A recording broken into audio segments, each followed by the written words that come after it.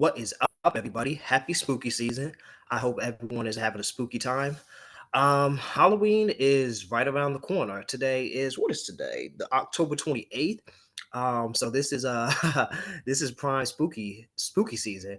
So yeah, I hope y'all are all just enjoying y'all October. I know I am. I'm trying to watch and read as much spooky stuff as that I can. I just recently watched Fall of the House of Usher. That is on Netflix. That is, I would say, that's an excellent show. Um, I didn't really know what to expect of it when I was starting it. The first episode, I was like, okay, this is, this is cool. Like, I'll see it through. Second episode, like, all right. And I think by that third episode, it just really turned up for me. And I would go as far to say that's um, an excellent show. So that's definitely a recommendation. It's like a supernatural, kind of psychological suspense mystery deal by Mike Flanagan. Who also did the excellent Midnight Mass, which I really enjoyed. Midnight Club, which I need to finish. The Haunting of Hill House, which is great. And the movie Hush, which I didn't realize that he had did until recently. So yeah, definitely has done some work, some great work. Excuse me. So yeah, I would say another recommendation. I'm watching Goosebumps on. I think it's on Hulu and Disney Plus. I think it's on there dually, but I am on the sixth episode right now, and I'm really feeling that too. It's a little bit darker, but not like ridiculously dark. Just like a little bit darker, definitely darker than the '90s show that I grew up with. But it's still definitely like kids could probably watch it, but I feel like adults could too.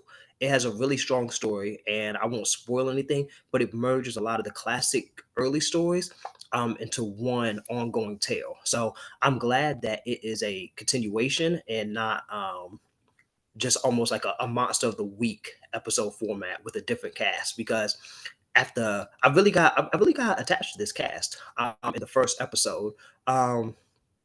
Justin Long is also in it. So I'm really enjoying it. So also Goosebumps holds a lot of nostalgia for me. So I just really enjoy any Goosebumps content. So I would say I'm really enjoying this. So those are some recommendations. What I am here to talk about today. I have been on a Scream kick. Thinking about Scream 7. I am really looking forward to it. Um, and just for the past couple of weeks, I've just been thinking about what potentially Screen 7 could be about. So let me just give this caveat that I am fully prepared to be 100% wrong about everything that I'm about to talk about. But I'm just going to discuss a couple of theories. Um, I'll be spoiling the shit out of the first six films. So if you haven't seen any of them, there are going to be some spoilers. But pretty much, I'm just going to break down some of the theories on what I think um, Scream 7 will be about. Um, so again, just spoiler. If anyone has not seen 1 through 6 or has missed any of them, then please jump off the bus now because I will be spoiling the shit out of these movies. So just like a synopsis, we the Kirsch family, the trio, has tried to kill Sam up in New York. Detective Wayne was with Wayne, Quinn, and Ethan. Tried to revenge. Tried to enact revenge on for Richie's sake. Um, on Sam, which is always kind of crazy to me. Like I just never got that. Like your boyfriend tries to kill me. I defend myself, and then his family wants to kill me in return. I know that that was the plot in two with Mama Loomis, but that's just a wild that's just a wild motivation that like literally your brother tried to kill me and you're mad at me for defending myself. That's just wild to me. So of course Sam and Tara and Chad and Mindy and Kirby survive. Um Also before I go into Scream 7, listen, I really enjoyed six. Six is a really great movie. But there is some plot armor around the core four and even around Gale. So for seven, I definitely need at least two of them to die.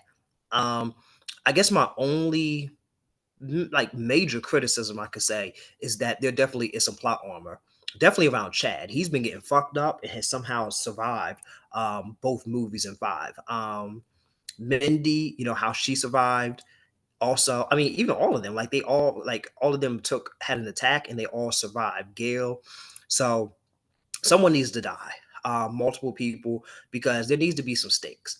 Why are we? I mean, I enjoy Scream. I feel like it's probably the one I've never heard like a horror fan who just straight up dislikes Scream. Like I've never heard that. It's probably the most beloved franchise, just in terms of like all the movies. Even with something like Halloween, which is my personal favorite, there's some flaws with it. It's a very flawed franchise, so I could get why someone might not get behind all the movies or may feel that some of the sequels were unnecessary or weren't good or straight up trash. But I've never heard someone say that Scream is trash or overrated. Um, I mean, it's a legendary franchise, and I still, in my personal opinion, I still consider Halloween the best horror franchise just because I have an affinity for Michael. But if Scream 7 is fire, I mean, I have to put it at the top. Some people would consider that controversial. I personally, some of the movies that people consider trash in Halloween, I actually enjoy. So that's part of the reason why I still have Halloween ranked so highly. But so Scream 7 is good, then yeah, for most people's eyes, it's probably already the greatest franchise of all time. But I have it too. But yeah, that would definitely solidify it in that top spot. But with six is that there's just a lot of plot armor. Like there needs to be or there was plot armor in six, and there just needs to be some stakes. Like if I'm watching a movie, no matter how good of a film Scream is, I don't want to just keep seeing the side characters die. And that's a wild thing to say that like I want to see people die, but I mean people there just needs to be some stakes. Like why are we signing up to watch this horror movie if we go in knowing that characters might not die? So I think that that would add to the terror, that would add to the suspense, add to the mystery, and just make a great film if we have, you know, if one of the characters can be on the chopping block. So I'm actually so talking about that. So I'm actually gonna do some of the theories. So I'm gonna jump around. I'm not gonna go in order. This is gonna be a free flowing conversation. Um, so kind of with that point about characters needing to die, and main characters, I think Gail is she has to be on the chopping block. She survived in six. I mean, she survived all six movies. Of course, she's obviously a legacy character. I mean, has been in the franchise for going on 30 years. It probably could be about 30 years, depending on when seven comes out. Um, but to have her survive seven films, it would be implausible. The only way I would accept that is if maybe if some of the other main characters die and if she's the last woman standing. And then at that point, we have to talk about her as being maybe the greatest final girl of all time if she's able to survive seven. But I would only be cool with that if we see some of the other main characters die. Like it would have to be like her and one other person. But just some of my theories, I think, because one thing with the writers, Kevin Williamson, and the writers, they listen to the fans. They even maybe sometimes to a fault, maybe because I feel like part of the reason why the core four has had some of this plot armor is I think that they've recognized that these are fan favorites, and frankly, that having these people, they're loved, and having these people can ensure that the movies are profitable. Now, I think that Scream will do well regardless, but I do think that the writers know that these fans are so popular. But I think that going back to the first theory, I think that Gear is definitely on the chopping block. Um, Again, she literally survived by the skin of her teeth in six. She survived six films so far.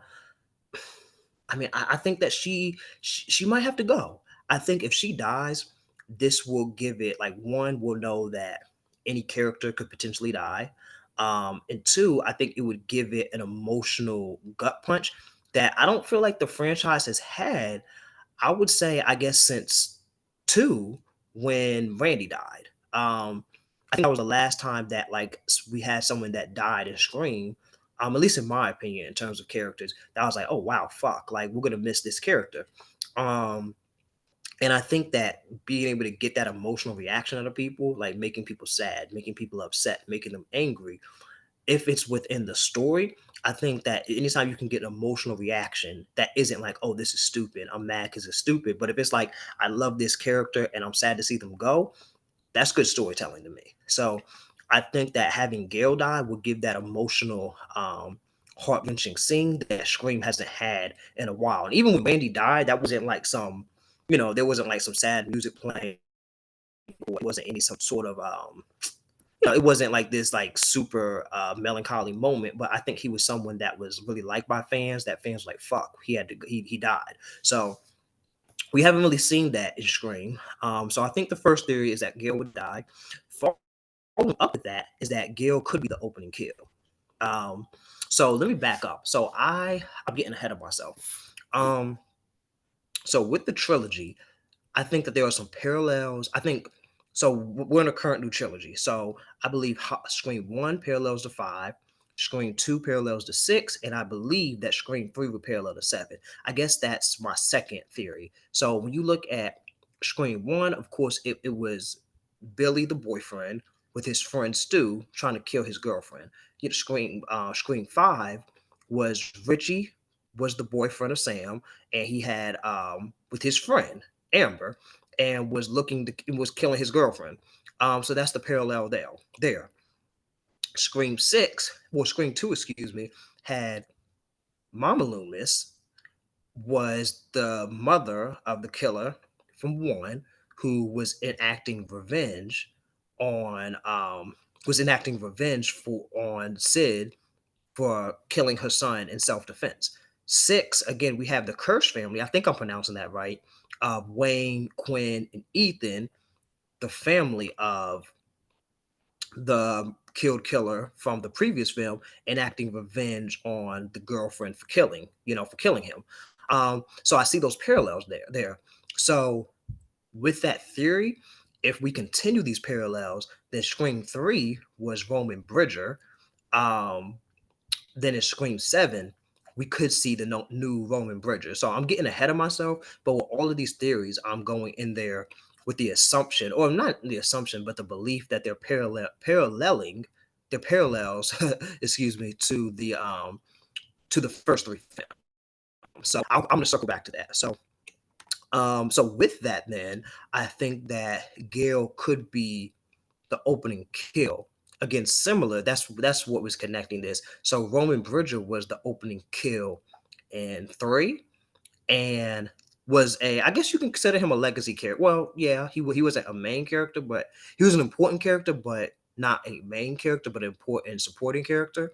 Um, he was killed in three, and then so if those parallels continue to three, then a character who has survived could be the opening kill.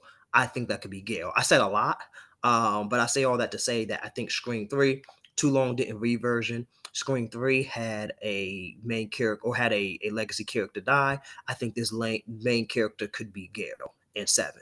So, circling back, second theory. So, I think that Gale could die in the opening scene. So, circling back, um, to really, I guess, the thesis of everything that I'm talking about, I think that Scream 7 is going to parallel Scream 3. So with that, we're going to have the new Roman Bridger. So the new Roman Bridger was the unknown brother of Sidney Prescott. So that if the film follows 3, that means that we could have a relative that we have not seen yet or that we don't know about who could be the killer. So that to me leads to 3 people that it could be. That could be um, the Carpenter's mother, Mrs. Carpenter, um, Sam and Tara's mom. That could be Mr. Carpenter, Sam's stepfather and Tara's biological father, or it could be an unknown or unseen relative. Um, so I'm gonna break down each of these culprits. Let me pull up the notes. Hmm. Um, okay. So, and again, I'm willing to accept that I could be reaching with some of this, but just roll with me, just having fun with it. If I'm wrong, Nothing wrong with being wrong. So if the new killer is Seven, is Sam and Tara's mother, why would she want to kill her daughter? Um, Possibly she could resent Sam for revealing the truth to her husband and Tara's mom, Sam and Tara's mom, for revealing, her true parentage. That of course ended her marriage. Dad is not in the picture. Um, she could be pissed about it. So this, now granted, some people will say that that was a long time ago. That's a flimsy reason, but also I feel like these killers don't always have good reasons. I mean, I feel like Mickey's reasoning too was kind of shitty. Just wanting to blame violence on movies. Stu didn't have a reason. Um, I feel like Roman's reason was petty, and I'll get to that because I feel like there's some misconceptions and at least how I'm interpreting his reasoning. Um, so I don't think that there always necessarily needs to be a great. There's never a great reason to kill someone, but even Richie, wanting to um, give the spark back to the Stab franchise, that's a shitty reason too. None of these reasons are good. So maybe possibly Sam and Tara's mom are just upset. I mean, she's just upset about losing her marriage. Father to her daughters, because even if he wasn't Sam's biological father, he was still playing that father figure. So possibly him, possibly her, excuse me. Um, with that, I'll also add to that, I have another theory, going with Mrs. Carpenter, that of course she was dating, well, not dating, but she was, excuse me, Billy's side chick, back in 96, 95, 96. So I guess in 96. Um, What if we find out that she was actually helping him back in 96, or that she knew about the killings, and maybe she was jealous that he chose Sid over her, excuse me. And what if she knew about the killings and didn't say anything? Maybe she was a third accomplice, who was working with who was working with Stu and Billy. Well, I guess that would have been a second accomplice. But I guess what I'm saying is, what if she just helped out? You know, what if she was, yeah, just was jealous? And there's a little bit of a plot hole in Scream One when the ghost phase. I don't know if it's Stu or Billy are in the girls' bathroom. That was in during school hours. That was during the daytime. How would one that could be a plot hole at which I'm accepting that maybe they were just like they just wanted us to suspend our disbelief at the time, that a boy could just slip into the girl's bathroom and then undress and become Ghostface and then chase after her and then somehow change out of it. It's some suspension of disbelief there. But a way of filling that plot hole is if what if that was Mrs. Carpenter, and what if she went in there and she was helping Billy and Stu? And what if that was actually her that attacked Sid in the bathroom? That would be plausible and that would address that plot hole, because how would a boy just walk into the girl's bathroom? I guess you could slip in. So it's not inconceivable that you could slip in, but to me, it would make more sense that if it's during the daytime, that you have a girl that goes in, she's not going to raise any um like no one's going to be like, what is she doing in there? And if what if it was actually her? So admittedly, that might be a reach, but that's what we're doing today. We're reaching, and fuck it. So, but I would like it if she actually did help Billy back in 96, that if she, out of there was some unrequited romantic feelings and she was just helping out of jealousy. Um, so that's one theory. Um, Also kind of going with that is that, so this will also not this isn't necessarily a plot hole, but it would explain things. If the new killer is someone that was very, very close to Sam, that would explain then also how Richie was able to date her. Because I mean, okay, yeah, he talked to her like, he was spitting game, he was able to, date her. But how is he, and it's possible, but it would make sense if he had someone that was close to her in his ear telling her what he needed to say, telling him what he needed to say. So what if it was her mom, Sam's mom, that connected Richie with Sam. Um, and was just telling him like, "Hey, this is how to date my daughter. This is what she likes. This is what she doesn't like. This is what she needs to hear," and just almost as like leading him, getting him to say all the right things to get him to get her to like him, getting him to be the person that he needed to be so that she could date him. So that would be another theory that would make sense because I feel like she obviously would know her daughter, and she would have an idea of maybe what a guy that is pursuing her daughter would need to do, and what kind of person he would need to be. Um, so just treating him like a chameleon and just molding him and shaping him into a guy that could actually successfully date her daughter. With that, that would make her the mastermind. And again, like um, like the new Roman Bridger, we found out later in three that Roman manipulated or helped mastermind, of course, the murder. Well, not the further Ghostface murders, but that that Roman just tried to got them to kill Maureen.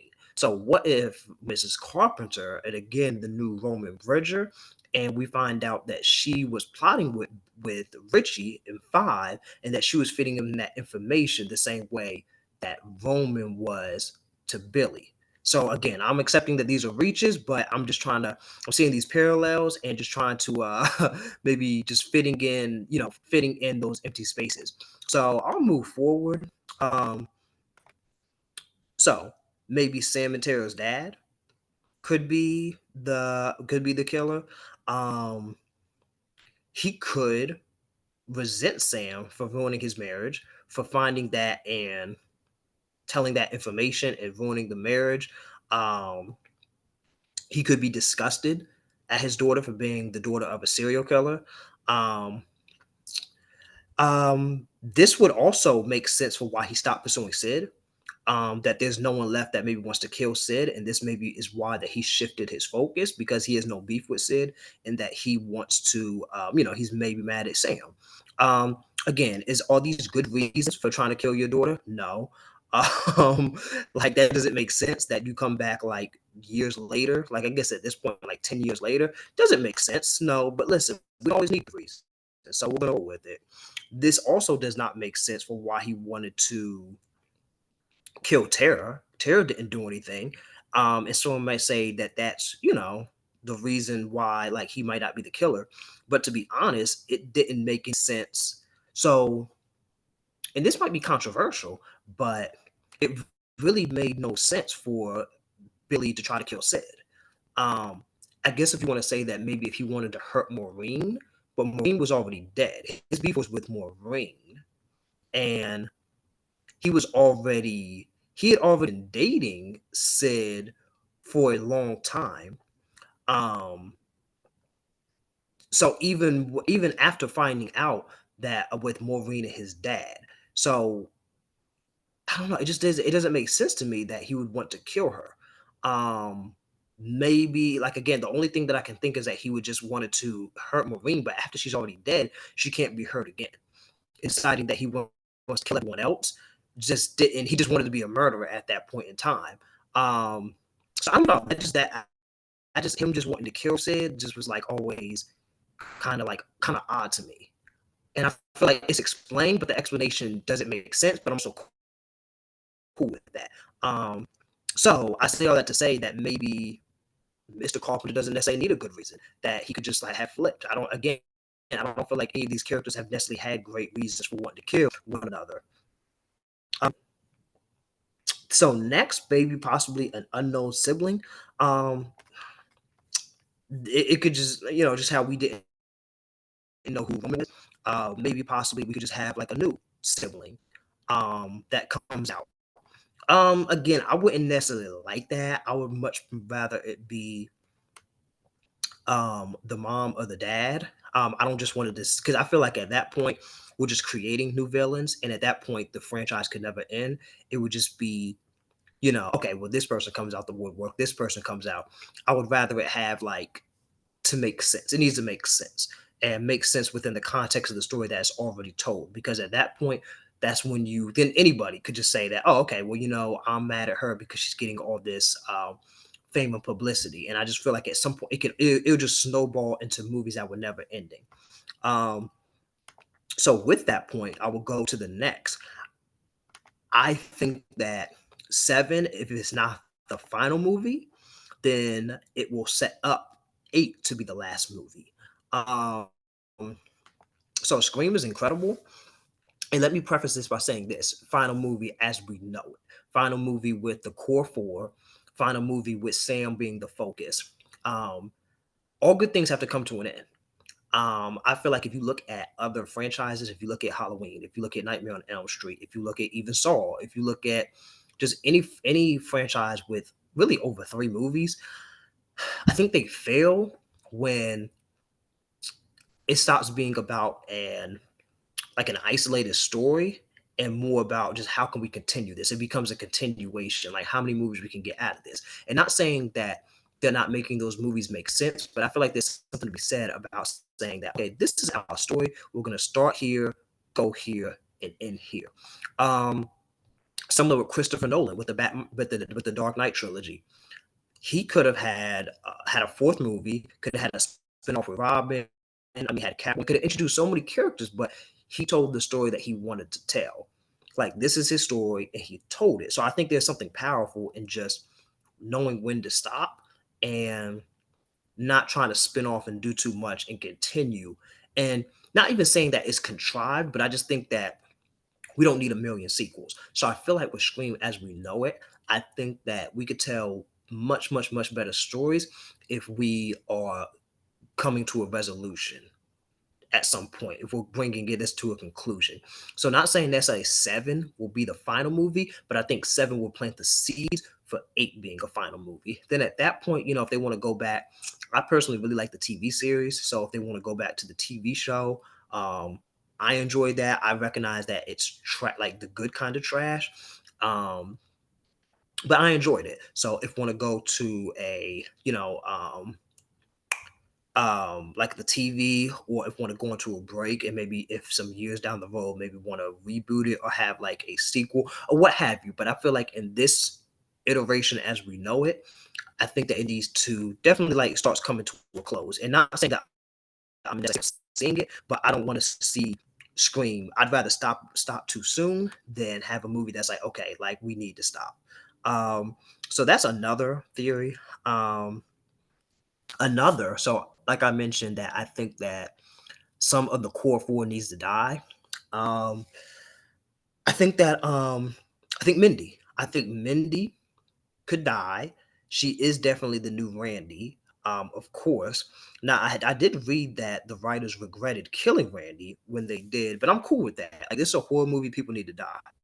So if so my theory is that Mindy would die and that she will also have a tape. Um, I guess that could be kind of on the nose and expected. We haven't seen the tape in a while. Um, it wouldn't have made sense for Dewey to have a excuse me, just because there was so much time in between 4 and 5 that he probably thought he was safe, so it wouldn't have made sense. But Mindy, I'm gonna throw Gail in there too.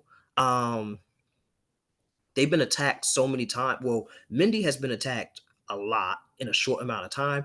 Gail has just been attacked so many times that it would make sense that I think both of them, or at least one of them, should die. And I think that one should have a tape because Gail, she has to know that she can only survive so many times. So I think that her having a tape would make sense. That like, okay, my luck is gonna run out at some point in time. Mindy, I think that is in alignment with her character to have a tape, just because she is the new Ray. So I definitely think that one of those characters will have a tape if they die. I would love to see that. Next, I would say that I think that we're gonna see Stu in a flashback. Um, we have already seen um, Skeet Ulrich in a flashback, so we've established that dead characters can come back as visions. I don't want to see that overdone, but again, the writers, they listen to the fans, they hear the fans, and I think that's why Scream is so beloved, is because they're making movies that the fans want to see, and they are not stretching themselves out too thin, trying to make a movie that people that don't like Scream or that aren't horror film lovers want to see. They're not trying to become too commercial. They're not trying to go pop. They know their target audience. They know who love Scream, and they're making a movie for them.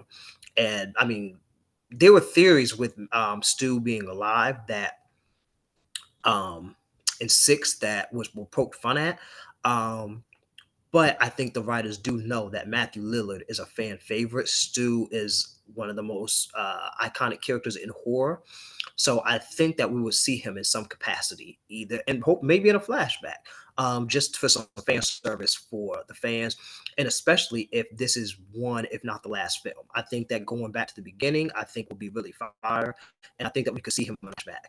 And it could make sense because, Sam never knew her dad, yet she's seeing him in flashback. So we don't need, they're not restrained by the, okay, they didn't know him.